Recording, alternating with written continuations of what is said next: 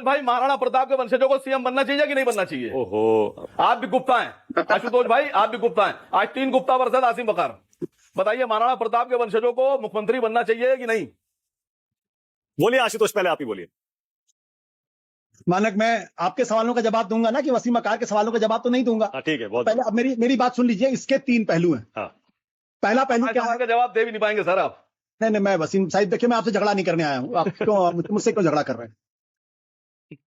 3 पहलू है। पहला पहलू यह है कि क्या राणा सांगा ने बाबर को बुलाया या नहीं बुलाया, पहला सवाल। दूसरा सवाल यह है कि राणा सांगा को गद्दार कहा, गलत कहा या सही कहा। तीसरा सवाल यह है कि क्या रामजी लाल सुमन के यहां हिंसा होनी चाहिए या नहीं हिंसा होनी चाहिए।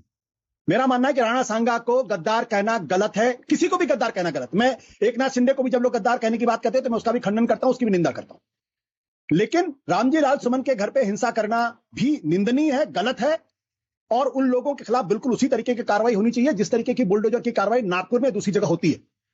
अभी तक वीडियो पहचान करके उन लोगों को पहचाना नहीं गया, और जिस तरीके से पुलिस एक असहाय की तरीके से बुलडोजर के सामने खड़ी दिखाई पड़ रही थी, वो भारत की न्याय व्यवस्था और पुलिस व्यवस्था पर कलंक है और उसकी निंदा होनी चाहिए, इतिहास में लिखा जाएगा। अब तीसरा प्रश्न है। देखिए, मेरे सामने किताब है। यह किताब सतीश चंद्रा ने लिखी, हिंदुस्तान के जाने माने इतिहासकार है, मिडिवल हिस्ट्री पे। इसके पेज नंबर 2 पे, और बुरी बात मेरे सुन लीजिएगा, उसके बाद कोई आदमी टोके इसमें। पेज नंबर 2005 पे सतीश चंद्रा ये लिखते हैं कि Babur received an embassy from Daulat Khan Lodi led by his son Dilawar Khan. They invited Babur to India and suggested that he should displace Ibrahim Lodi since he was a tyrant and enjoyed no support from his nobles. It is probable that a messenger from the Rana Sangha arrived at the same time inviting Babar to invade India. Page number 207, page number 207 में है, सतीश चंद्रा बाबर को coat करते हैं। He says that Sangha had invited him to India and promised to join him against Ibrahim Lodi, but made no move while conquered Delhi and Agra.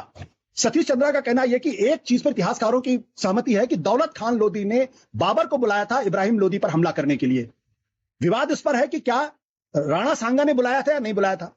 Satish Chandra Babar को coat करते हुए कहते हैं कि राणा सांगा ने उनको बुलाया था, लेकिन पानीपत की लड़ाई में राणा सांगा ने ना तो इब्राहिम लोधी का साथ दिया ना बाबर का साथ दिया। यह इतिहास का तथ्य है। अब मेरे पास सावरकर की किताब है, 6 glorious epochs of Indian history. यह सावरकर ने लिखी है, भारत के इतिहास।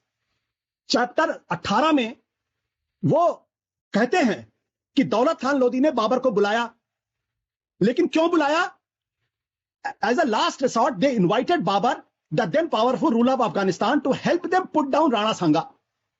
अब यह बात सावरकर कहते हैं कि दौलत खान लोधी ने बाबर को बुलाया राणा सांगा को हराने के लिए, ठीक है, लेकिन पानीपत की जो लड़ाई हुई वो इब्राहिम लोधी और बाबर के बीच में हुई, उसमें राणा सांगा हिस्सा नहीं लेते हैं।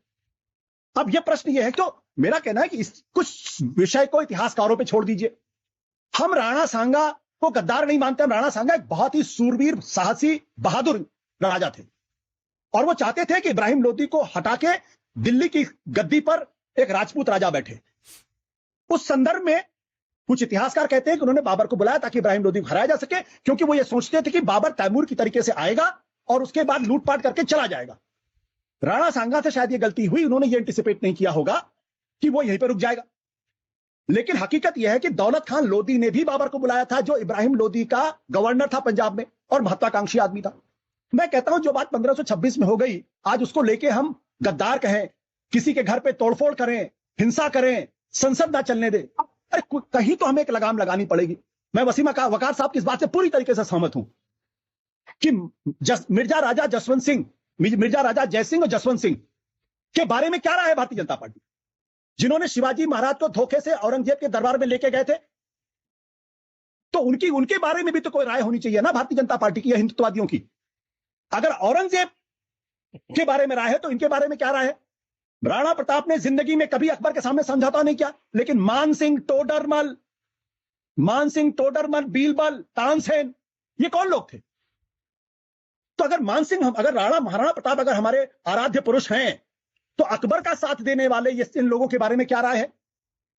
इसलिए मैं कहता हूं इतिहास बड़ा कॉम्प्लेक्स है, और इसमें आप जितना उलझेंगे, आज खुले आप बोलते हैं औरंगजेब की औलाद। आप किसके बारे में बोलते हैं भाई? औरंगजेब की औलाद। किसने आपको अधिकार दे दिया कि आप औरंगजेब की औलाद बोले, बाबर की औलाद बोले? आप खुलेआम बोलते हैं, शर्म नहीं आती लोगों को? आप हिंदुस्तान के मुसलमानों का आप औरंगजेब की औलाद बोलेंगे? बाबर के औलाद बोलेंगे? शर्म नहीं आती? लेकिन आज की तारीख में यह है, खुलेआम ये हो रहा। तो मैं कह रहा हूं इतिहास, मैंने तो दोनों किताबें कोट कर दी, मैंने सावरकर को भी कोट किया, मैंने सतीश चंद्रा को भी कोट किया, मैंने किसी इरफान हबीब को कोट नहीं किया। सतीश चंद्रा तो हिंदू है ना, इतिहासकार है। तो आप इस कुछ लड़ाइयों को इतिहासकारों के बीच में छोड़ दीजिए और वर्तमान में जिए। बाबर ने क्या किया, उससे हमारा पेट नहीं भरने वाला, मानव गुप्ता को नौकरी नहीं मिलने वाली।